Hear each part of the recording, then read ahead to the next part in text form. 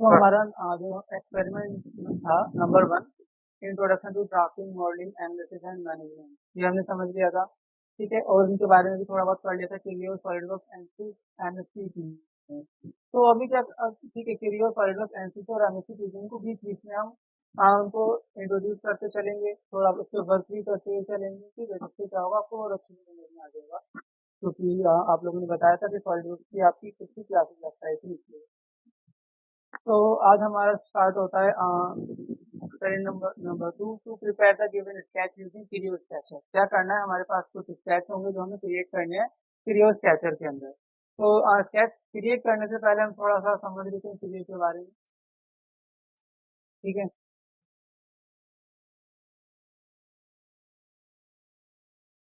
तो कोई बताएगा व्हाट इज क्रियो? हर्षित, चलिए मैं बताता हूँ। 1988 में पीटीसी कंपनी ने सॉफ्टवेयर लॉन्च किया था जिसका नाम था प्रो इंजीनियर। ठीक है, जिसको हम शॉर्ट में यानी शॉर्ट वर्ड में बोलते थे प्रो ई। तो 1988 में पीटीसी ने लॉन्च किया था। ठीक है, PTC company USA based company है जिसका पूरा नाम है पैरामेट्रिक टेक्नोलॉजी कॉर्पोरेशन। ठीक है, तो प्रो ई जब लॉन्च हुआ था तो उसका जो स्टार्टिंग वर्जन था वो था प्रो ई 2000। फिर नेक्स्ट वर्जन आया प्रो ई 2000 आई स्क्वायर। इस तरीके से 2001, 2002, 2003 हर ईयर वो अपडेट होता रहा और लॉन्च होता रहा। ठीक है, उसके जितने भी हमारे अपडेटेड वर्जन इसी तरीके से चलते रहे थे। ठीक है, फिर बाद में वो उसमें नाम चेंज हो गया, यानी 2000 में पीटीसी कंपनी ने प्रो ई को फिर से रीब्रांड कर दिया और उसका न्यू नेम रखा क्रियो पैरामेट्रिक। ठीक है, फिर उसके वर्जन आने लगे क्रियो पैरामेट्रिक 1.0, 2.0, इसी तरीके से आगे तक। ठीक है, अब जो इसका लेटेस्ट वर्जन जो चल रहा है, करंट वर्जन, वो है 7.0। क्लियर है? तो 1988 में ये डेवलप हुआ था, मार्केट में भी है हमारा, जब भी लॉन्च हुआ था इनिशियली। तो 2011 में रीब्रांड हो गया था, इसका नाम प्रो क्रियो पैरामेट्रिक हो गया। अब बात करते हैं व्हाट इज क्रियो। तो अगर हम डेफिनेशन की बात करते हैं क्रियो, तो क्रियो हमारा 3D सॉलिड मॉडलिंग एक डिजाइन प्रोग्राम है या एक 3D सॉफ्टवेयर है। इसके अंदर हम क्या करते हैं, 3D मॉडलिंग करते हैं। तो इसके हम बात करते हैं पहले फीचर की, कि जो हमारा फंडामेंटल है कि पहले ये होता है हमारा फीचर बेस्ड। फीचर बेस्ड का मतलब कि हम जो इसमें भी पार्ट मॉडलिंग करते हैं उसको जब हम क्रिएट करते हैं तो फीचर बेस्ड होता है ना, हम काफी सारे फीचर्स से मिलकर एक प्रोडक्ट क्रिएट करते हैं। जैसे कि हमारे फिगर है, किसका जो हमारा बेस है वो क्रिएट है हमारा रिवॉल्व से। ठीक है, यहाँ पर लिखा है रिवॉल्व, सेम है, यहाँ पर हमने राउंड लगा रखा है, चैम्फर लगा रखा है। इस तरीके से हमारे पास काफी फीचर्स के हेल्प से हमने प्रोडक्ट क्रिएट किया। तो ये हो गया हमारा फीचर बेस। फिर आता है पैरामेट्रिक। पैरामेट्रिक क्या होता है कि मैंने कोई भी पार्ट बनाया, ठीक है, कि सपोज करो मैंने एक नट बोल्ट बनाए, तो मैंने जो नट बनाया उसका मैंने डायमीटर रखा 10। ठीक है, और एक बोल्ट बनाया मैंने जिसका मैंने डायमीटर रखा 20। अब मुझे दोनों मैंने पार्ट्स को बना लिया, मैं उनको असेंबल कर रहा हूँ। अब डायमीटर दोनों के सेम नहीं है, यानी काफी अंतर है दोनों में, 10 है 20 में। तो क्या होगा, वो असेंबल ही नहीं होंगे, पार्ट इंसर्ट ही नहीं होगा उसके अंदर। तो ये तो हमारा गलत हो गया पार्ट, इसका मतलब। ठीक है, लेकिन इसमें एक हमें फीचर मिलता है केरियो के अंदर पैरामेट्रिक नाम से, कि आप जब भी असेंबली कर रहे हो उस टाइम, तो हमारा हमने दो पार्ट बना लिया और उसको हम असेंबल कर रहे हैं, तो आप असेंबली में अगर आपको लगता है कि मेरे पास में कुछ चेंज होना है, तो आप उसको चेंज कर सकते हो उसी जगह पर। आपको फिर से बनाने की जरूरत नहीं है, आप पार्ट में कभी भी और कहीं भी चेंज कर सकते हो। ठीक है, इस फीचर को बोलते हैं पैरामेट्रिक। जैसे जनरली मैं बात करूँ ऑटोकैड सॉफ्टवेयर की, ऑटोकैड हमारा पैरामेट्रिक नहीं होता, कि अगर आपने उसमें कोई भी चीज बना दी तो आप उसमें बाद में मॉडिफिकेशन नहीं कर सकते, उसमें चेंज नहीं कर सकते, आपको डिलीट करके ही बनाना पड़ेगा। ठीक है, लेकिन क्रियो है, सॉलिड वर्क्स है, ये हमारे पैरामेट्रिक सॉफ्टवेयर होते हैं। आप इसमें पार्ट्स कभी भी चेंज कर सकते हैं, जैसे कि आपको फिगर में दिखाई दे रहा है कि अगर आपको इसकी लेंथ चेंज करनी है तो आप इसके बाद में लेंथ भी चेंज कर सकते हैं। ठीक है, डिस्टेंस जो भी आपको डायमेंशन इसकी चेंज करनी है आप कर सकते हैं। क्लियर हुआ सभी को पैरामेट्रिक? Yes sir. ओके, फिर आता है एसोसिएटिव। एसोसिएटिव क्या होता है? एसोसिएटिव होता है एक तरीके से जुड़ा हुआ।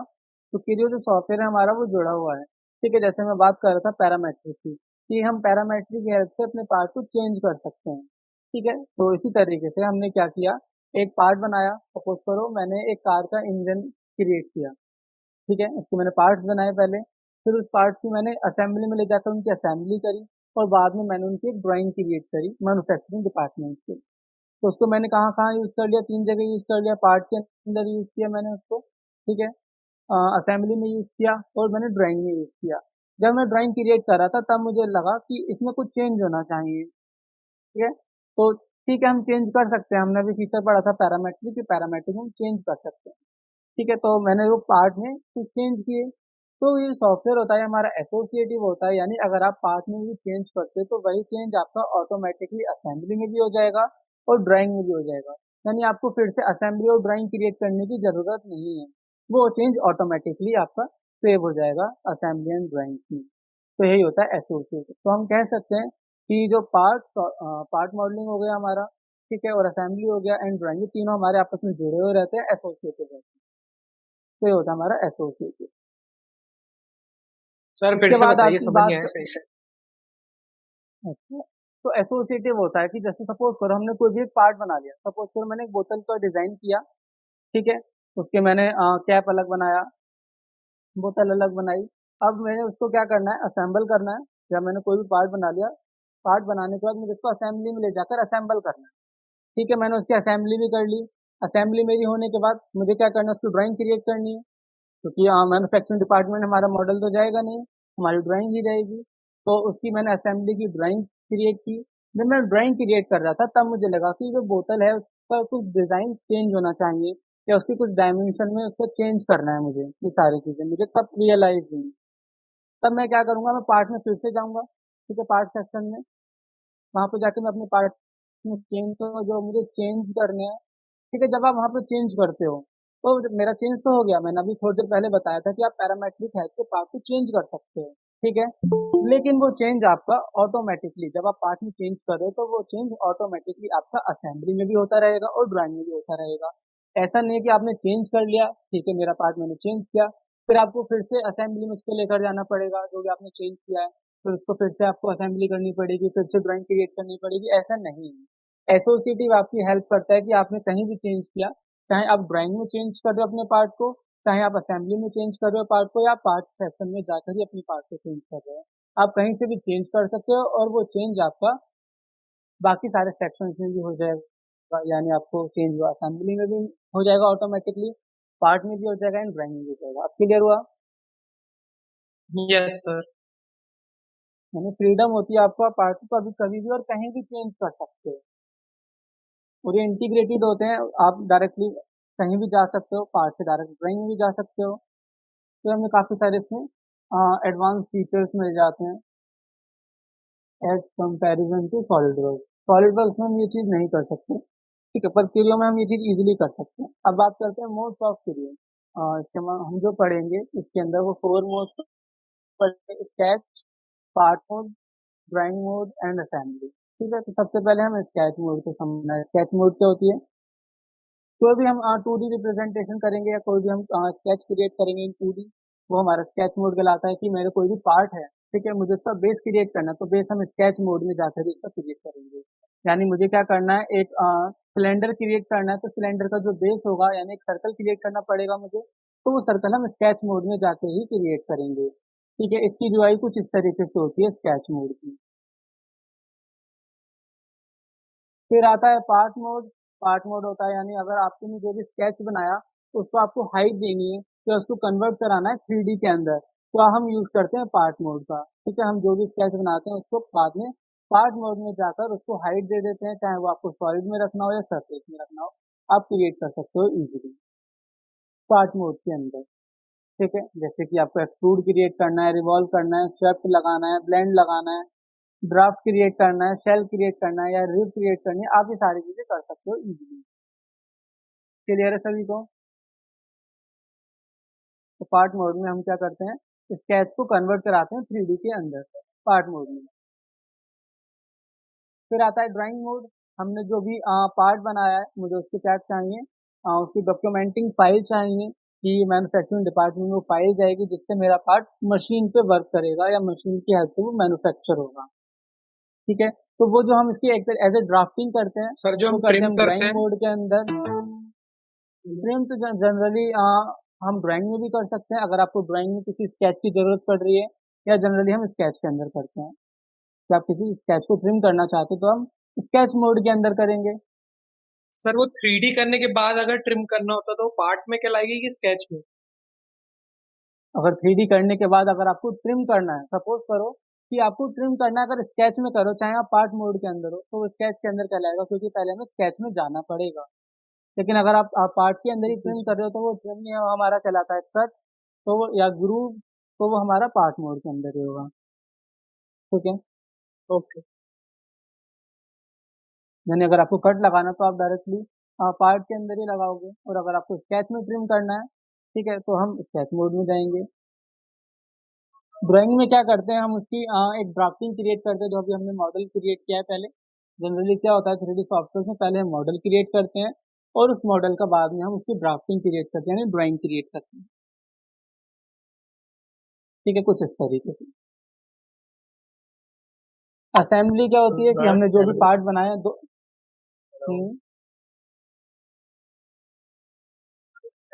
क्या हुआ? तो कुछ कह रहा था क्या? बोलो ना। सर एक ना सर मैं ये कह रहा था कि मेरे साथ डिस्कनेक्ट हो रहा है सर 3-4 बार। सर एक बार अटेंडेंस दे दीजिए। अर्नब शर्मा नाम है ना आपका? ओके। मतलब बड़ी जल्दी हो रही है यार अटेंडेंस की तुझे। भाई डिस्कनेक्ट हो रहा है, गलती नहीं हो रही। चलिए, जनरली आपकी 2 अटेंडेंस लगेंगी, एक क्लास के बीच में और एक क्लास के एंड में। ठीक है। तो असेंबली क्या होती है, मेरे 2 या 2 से ज्यादा पार्ट हैं, सर मुझे उनको क्या बोले सर? सर नाम तो आपको पता चल गया ना कौन कौन कनेक्ट कर रहे हैं। सर नेटवर्क प्रॉब्लम इशू हो जाता है हर किसी के साथ, तो आप पहले भी चेक कर लीजिए फिर बाद में भी चेक कर लीजिए। पता चला सर आप जब अटेंडेंस ले रहे हो, वो जिसका नेटवर्क प्रॉब्लम इशू कर रहा हो वो पहले से सर वो क्लास में हो, फिर वो बाद में क्लास में नहीं हो जब अटेंडेंस ले रहे हो आप। तो सर इसलिए पहले कैलकुलेशन करके रख लीजिए अटेंडेंस की। चेक करियो की। ठीक है, तो इसको मैं ओपन करके एक बार बता देता हूँ किस तरीके से ओपन होगा। ठीक है, ये हमारा कैरियर पैरामेट्रिक सॉफ्टवेयर है।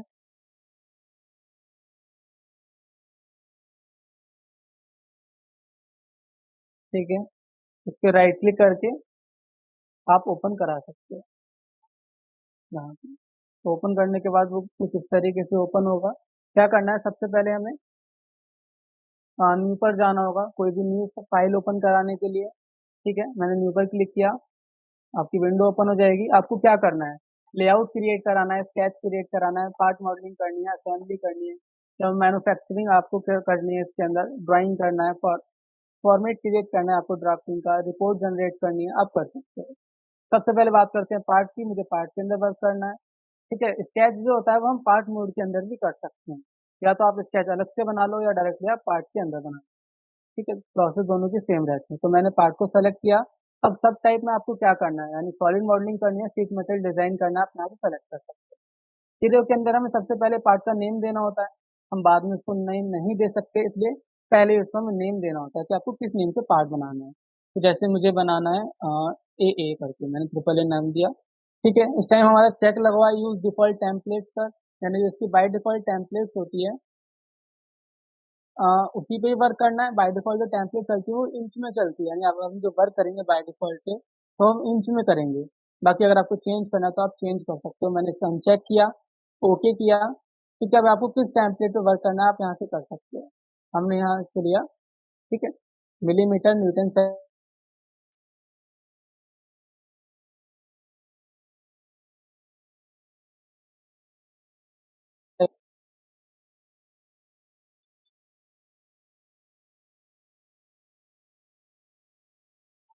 ठीक है, इस तरीके से ये हमारे प्लेन होते हैं, right plane, top plane and front plane.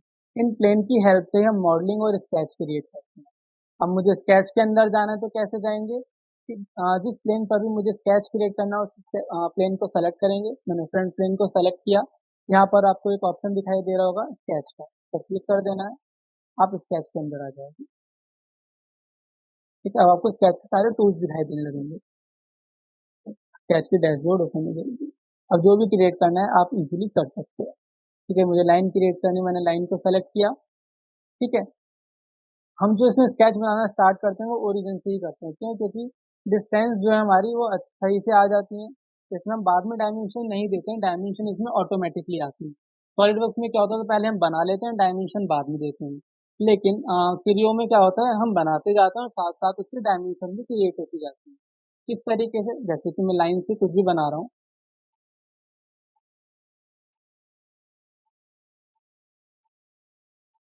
ठीक है, अब मुझे क्या करना है, लाइन से बाहर जाना है, तो हम स्क्रॉल बटन को प्रेस कर देंगे। मैंने इस तरीके से प्रेस कर दिया। ठीक है, तो हम लाइन से बाहर आ गए। अब मुझे पूरी लाइन कमांड से ही बाहर जाना है, तो अगेन प्रेस कर देंगे, हम बाहर आ गए। जैसे हम बाहर आएंगे लाइन कमांड से, उसकी डायमेंशन ऑटोमेटिकली आ जाएंगी। हमें इन्हीं डायमेंशन की हेल्प से डिफाइन करना होता है। क्लियर है?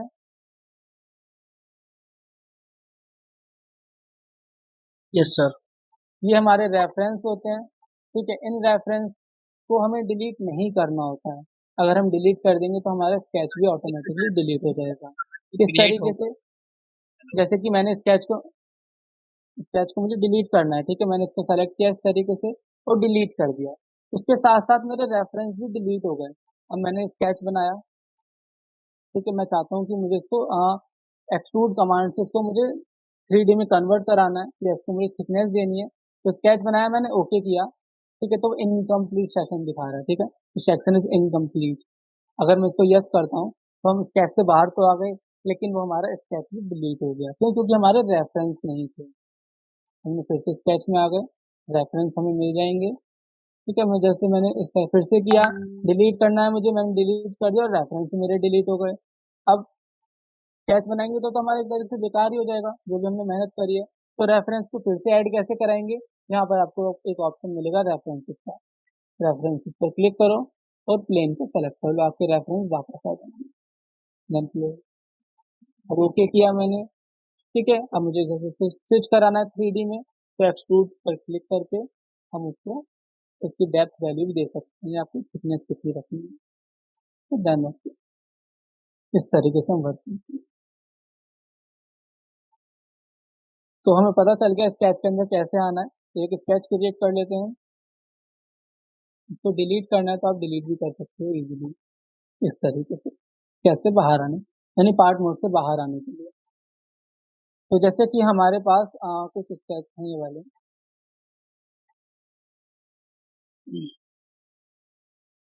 ठीक है, ये हमें क्रिएट करना है। हमारे पास ये दो स्केच हैं अलग अलग, इसको हमें क्रिएट करना है क्रियो स्केचर में। तो किस तरीके से करेंगे, एक बार आप लोग इनको देख लीजिए, इसके डायमेंशन को समझ लीजिए। सबसे पहले नीचे वाला डायमेंशन क्लियर हो रही है ना सभी को?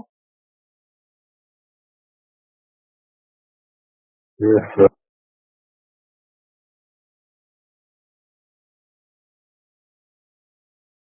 हम्म, तो करते हैं फिर इसको क्रिएट। सबसे पहले क्या करेंगे, हम एक सर्कल क्रिएट करेंगे ओरिजिन पर 18 डायमीटर। न्यू पर क्लिक किया, पार्ट पर क्लिक किया, सॉलिड पर क्लिक किया। मुझे क्या नेम रखना है, मैंने ले लिया स्केच। ठीक है, किस टेम्पलेट पे वर्क करना है, मुझे एमएम में करना है, मैंने एमएम को सेलेक्ट किया। देन फ्रंट प्लेन सेलेक्ट किया। ठीक है, मैंने एक सर्कल क्रिएट किया इस तरीके से, और इसकी देखो, इसका जो डायमेंशन है इस टाइम हमारी आ रही है 116.28। अगर हम इसी स्केल पे वर्क कर लेंगे या फिर हम इसको एक्चुअल साइज देंगे इसका, जैसे 5 है, 60 है, तो क्या होगा कि स्केच हमारा बहुत क्रिटिकल हो जाएगा, डायमेंशन काफी सारी एक्स्ट्रा आ जाएंगी इसमें। इसमें सबसे पहले एक को बनाएंगे, एक शेप को, और इसको डिफाइन कर देंगे उसी स्केल के लिए। कितना, 18 डायमेंशन।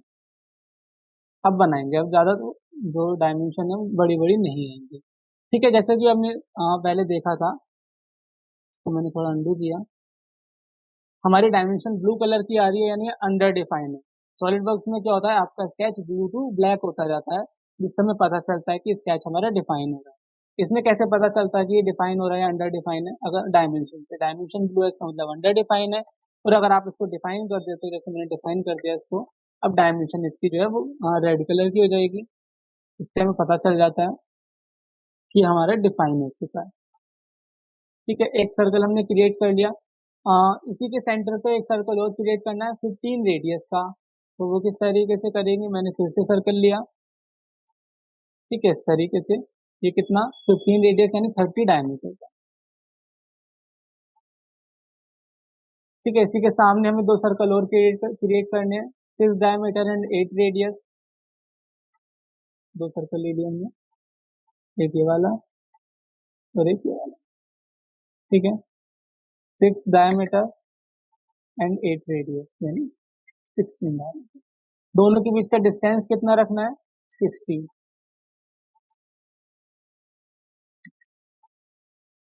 कितना हो गया। अब क्या करना है, दोनों सर्कल्स को हमें कनेक्ट करना है टेंजेंटली। ठीक है, यानी स्मूथ कनेक्ट है तो हम टेंजेंटली कनेक्ट करेंगे। तो यहाँ पर हम पहले लाइन भी बनाकर उसमें रिलेशन लगा सकते हैं टेंजेंट का, जैसे हम सॉलिड वर्क्स में करते हैं। या आपको इसमें एक और लाइन मिल जाती है टेंजेंट लाइन, वो डायरेक्टली टेंजेंट होते हुए ही चलती चलेगी। सर इसमें हम जो वो है हमारी जो डायमेंशन है वो रेडियस में नहीं दे सकते? रेडियस में आप दे सकते हो। जनरली अगर आपका जो सर्कल है, ठीक है, वो कंप्लीट होगा, यानी सर्कल होगा तो वो डायमीटर वैल्यू लेगा, और अगर आर्क होगी तो वो रेडियस में लेगी। बाकी अगर आपको अपने अकॉर्डिंग डायमेंशन देनी है तो आप वो भी दे सकते हो, नॉर्मल की हाइट सर वो भी आ रेडियस का जाएगा। ठीक डायमेंशन है, देके सर्कल नहीं बन सकता क्या? रेडियस पे बन सकता है, आप यहाँ से वो डिफाइन कर सकते हो। बाय डिफॉल्ट जो वो लेता है वो डायमीटर से लेता है कंप्लीट सर्कल। ठीक है, ठीक सर। बाकी अगर आपको अपने अकॉर्डिंग देनी है तो हम नॉर्मल की हेल्प से भी दे सकते हैं। ठीक है, वैसे इसकी इतनी जरूरत पड़ती नहीं क्योंकि डायमेंशन ऑटोमेटिकली लेता है, लेकिन फिर भी मुझे लगता है कि मुझे डायमीटर नहीं, मुझे रेडियस से देना है, या मुझे देना है कि इसकी टोटल हाइट के अकॉर्डिंग मुझे इसको क्रिएट करना है, या किसी और पॉइंट से मुझे इसकी डिस्टेंस देनी है, तो हम नॉर्मल में जाके उसको अपने अकॉर्डिंग डायमेंशन भी क्रिएट करा सकते हैं। ठीक है, तो जैसे मैंने बताया कि हम इसमें टेंजेंट लाइन का भी यूज कर सकते हैं और अलग लाइन का भी यूज कर सकते हैं, यानी मैंने एक लाइन इस तरीके से पहले क्रिएट कर ली, फिर हम इसमें डायरेक्टली रिलेशन भी लगा सकते हैं टेंजेंट का। ठीक है, इस तरीके से हमने किया। अब जो भी लाइन एक्स्ट्रा उसको हम ट्रिम कर सकते हैं। इसमें क्या हो गया, प्रोसेस हमारी थोड़ी सी बड़ी हो जाती है, तो इजीली है कि हम इसको टेंजेंट लाइन से ही क्रिएट करते हैं। फिर इसके बाद आता है कि एक हमारी लाइन है 14 हेलो की सर, 5 की डिस्टेंस पर। हम्म कमांड कमांड देने की जो प्रोसेस है वो सेम है सॉलिड वर्क की? जैसे कि कमांड ले, हाँ, डायरेक्टली क्लिक करना है आपको, शॉर्ट की का यूज लाइन इसमें को नहीं होता, ना ही सॉलिडवर्क्स में होता। सर्कल से लाइन को सर्कल से भी टेंजेंट करा था, तो हम क्या हम्म करते सॉलिड वर्क में कि सर्कल को सिलेक्ट करते थे, लाइन को सिलेक्ट करते थे, और उसके जो फंक्शन वो क्रिएट हाँ, होता है कि और टेंजेंट ना हाँ, क्या करना उसमें प्रॉपर्टीज में आपको रिलेशन मिल जाते हैं, वहां से आप रिलेशन यूज कर सकते हो कंस्ट्रक्ट। है, भी तो सेम है ना? इसमें क्या करना होता है, नहीं, इसमें पहले हमें रिलेशन सेलेक्ट करना होता है। आपको क्या लगाना है, मुझे टेंजेंट लगाना है, हम पहले सेलेक्ट करेंगे, मुझे बता देंगे। मैंने एक लाइन क्रिएट कर ली इस तरीके से, मुझे इसको टेंजेंट करना है, तो क्या करेंगे, पहले हमें रिलेशन लेना पड़ेगा। आपको कौन सा रिलेशन लगाना है, मुझे लगाना है टेंजेंट का, मैंने टेंजेंट पर क्लिक हाँ तो किया। सर, किस किस लाइन में लगाना है। हेलो सर, हम्म, सर आप किसी तरीके से बताइए, वरना आप सर जल्दी जल्दी कर रहे हैं तो सर हमें आपका कर्सर दिख नहीं रहा और सर कुछ पता नहीं चल रहा। हाँ सर, चलिए, क्योंकि हम फर्स्ट टाइम ही तो एक कर बार रहे हम फिर से बनाते हैं इसको। ठीक है, हैं। नहीं, हो सकता है कि स्क्रीन प्रेजेंटिंग थोड़ा लेट हो, इसलिए आपको ऐसा लग रहा हो। ठीक है, नहीं सर, तो एक सही बार हम तो इसको है। फिर से बनाते हैं। सही फिर तो से है। बनाएं, आगे कंटिन्यू करें। नहीं सर, आगे कंटिन्यू करिए, अब तो आ गया। ठीक है, तो फिलहाल मैं इसको डिलीट कर देता हूँ, इस लाइन को। अब क्या करना है, हमें पहले एक बार स्टेप को फिर से देख लेते हैं। एक लाइन क्रिएट करनी है, वर्टिकल लाइन, जिसकी सर्कल से डिस्टेंस है कितनी, 5, और टोटल उसकी वेट कितनी है लाइन की, 14। किस तरीके से करेंगे तो क्रिएट, देख लेते हैं। मैंने एक लाइन ली, ठीक है, इस तरीके से मैंने इसको क्रिएट किया। ठीक है, मुझे इसकी डायमेंशन देनी है, कितनी है, 14। मिडिल में करने के लिए क्या करना पड़ेगा, हमारी जो सेकंड डायमेंशन आ रही है रेफरेंस से, वो इसी मिडिल से होकर जा रही है। ठीक है, तो क्या करेंगे, इसको हम दे देंगे 7। डबल क्लिक करके इसको चेंज कर लो, मैंने 7 वैल्यू दे दी। ठीक है, इस तरीके से। अब क्या करना है, मुझे इसको कनेक्ट करना है, और बीच की डिस्टेंस कितनी रखनी है, 5। तो वो कैसे देंगे, तो जैसे इस टाइम डायमेंशन जो आ रही है बाय डिफॉल्ट वो आ रही है इसके सेंटर से 24.63, लेकिन मुझे जो स्केच में दे रखा है वो उसके एंड पॉइंट से दे रखा है, सर्कल के एंड पॉइंट से लाइन की डिस्टेंस 5। एक तरीका तो ये है कि हम इसी में रेडियस वैल्यू को ऐड करके इसकी टोटल वैल्यू दे दें, ठीक है। इसमें हमें खुद अपना माइंड यूज करना पड़ेगा। इसमें 15 रेडियस है तो 15 में 5 ऐड करके ये सब करें। और दूसरा तरीका क्या है कि जैसे हमें दे रखा है हम वैसे ही डायमेंशन दे दें। तो वैसे डायमेंशन कैसे देंगे, मैंने नॉर्मल पे क्लिक किया, इस सर्कल को सेलेक्ट किया, इस पॉइंट को सेलेक्ट किया, ठीक है। अब इसकी डायमेंशन आपको जहां भी रखनी है वहां पर स्क्रॉल बटन को प्रेस कर सकते हो, उसकी डायमेंशन आ जाएगी। अभी भी वहीं से आई है तो डिलीट करो,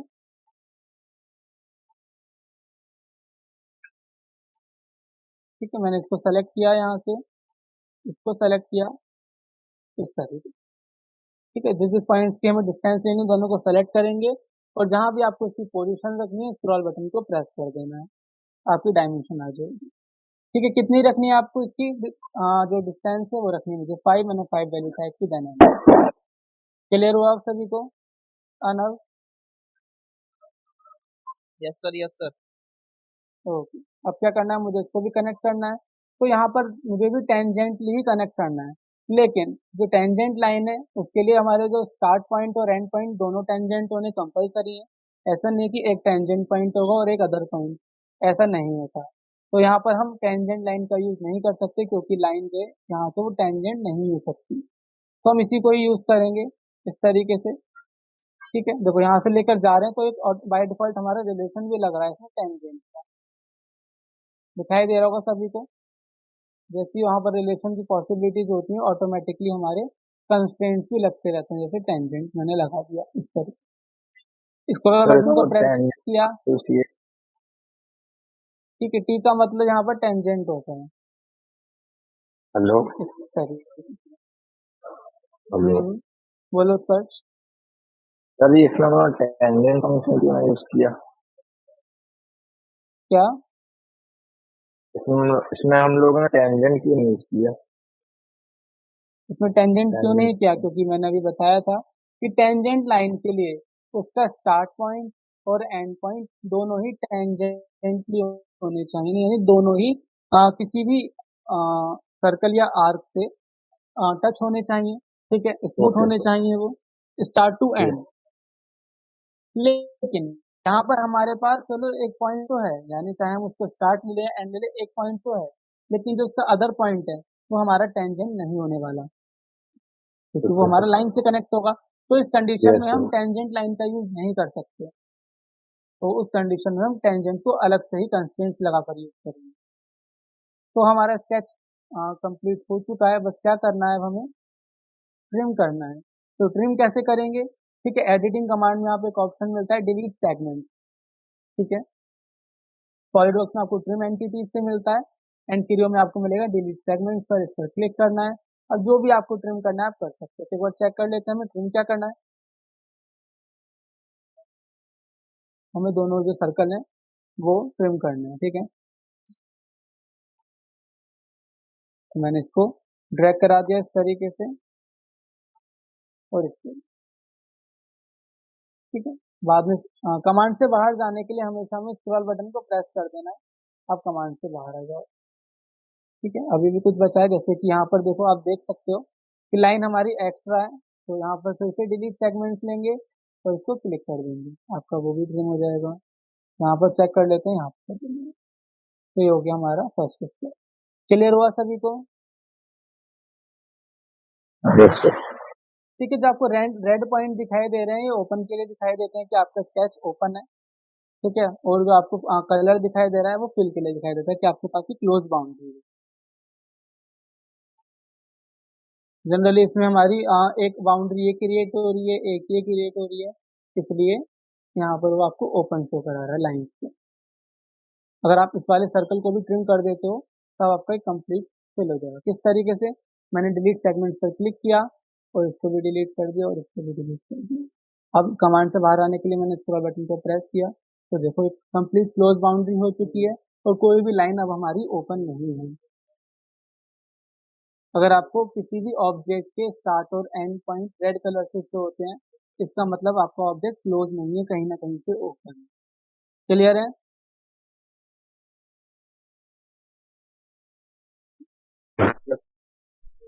उत्कर्ष, अनव क्लियर हुआ? Yes sir. Vishal? Yes sir. Okay, ठीक है। अब हमारा जो स्केच है वो इससे कुछ चेंज हो चुका है क्योंकि हमने वाला डिलीट कर दिया है। फिलहाल सभी को क्लियर हुआ?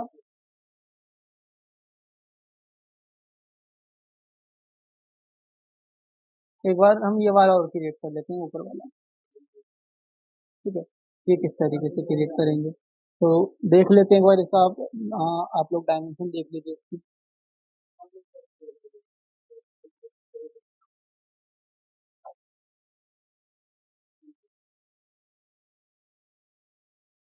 करें फिर इसको क्रिएट।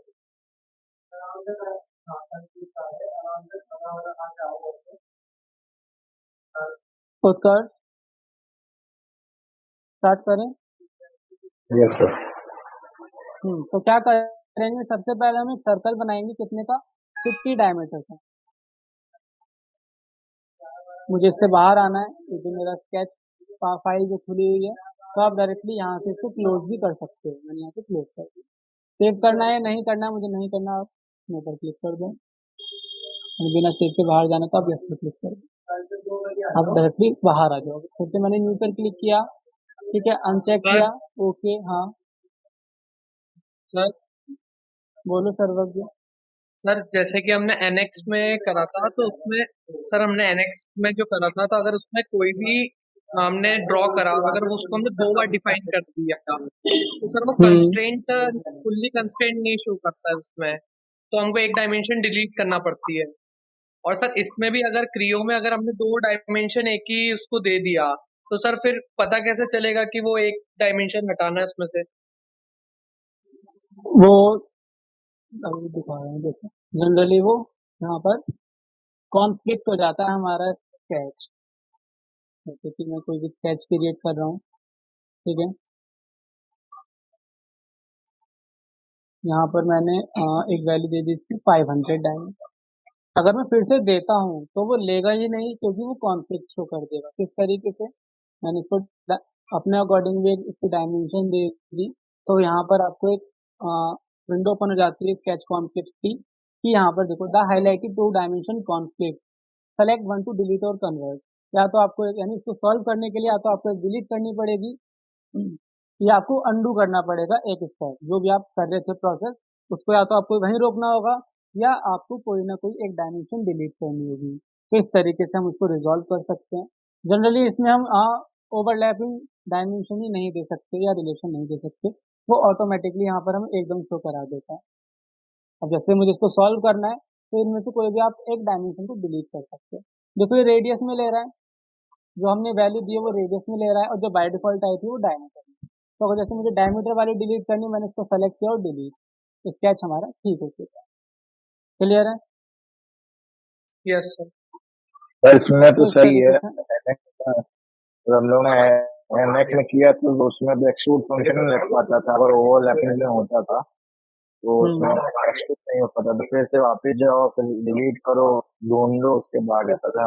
इसमें सही है। इसमें हाथों हाथ हमें इंफॉर्मेशन मिलती है। सॉलिड वर्क्स में भी हमें हाथों हाथ इंफॉर्मेशन मिल जाती है, ठीक है, कि जो भी आपकी डायमेंशन ओवर होती है तो वो उसको हाइड कर देता है, यानी फिर आप उसको यूज ही नहीं कर सकते, ना ही डिलीट कर सकते। तो एक तरीके से वो अपने आप ही वो उसको बेस में डाल देता है सॉलिड वर्क। यहाँ पर वो आपको कॉन्फ्लिक्ट शो करा कर देता है कि आपकी कोई रिलेशन हो हमारा, इस तरीके से। तो काफी यूज हो जाता है हमारा कि क्या क्या प्रॉब्लम है वो हमें सॉल्व दिखा देता है कॉन्फ्लिक्ट में।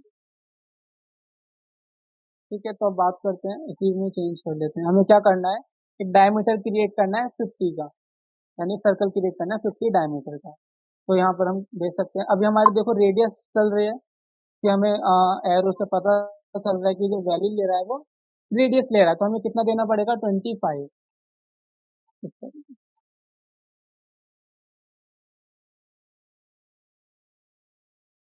ठीक है, अब मैं बात करता हूँ कि जैसे मैंने स्केच बना रहा था और बनाते बनाते स्केच की जो मेरी स्क्रीन है वो कुछ इस तरीके से रोटेट हो गई। ठीक है, मैंने स्केच करते करते मेरी स्क्रीन रोटेट हो गई। अब मुझे फिर से इसको नॉर्मल करना है, तो नॉर्मल किस तरीके से करेंगे? तो ये चीज़ हमें पता होनी चाहिए, कॉमन चीज़ है हमें यहाँ पर एक ऑप्शन मिल जाता है स्केच व्यू का। ठीक है, जैसे कि सॉलिड वर्क्स में बात करूँ नॉर्मल टू होता है, ठीक है, सेम एज क्रियो में होता है हमारा स्केच व्यू। स्केच व्यू पे मैंने क्लिक किया, आपका स्केच नॉर्मल हो जाएगा, या यही चीज़ आपको यहाँ पर भी मिल जाती है सेटअप में, स्केच व्यू पर क्लिक करोगे आपका स्केच नॉर्मल हो जाएगा। क्लियर हुआ?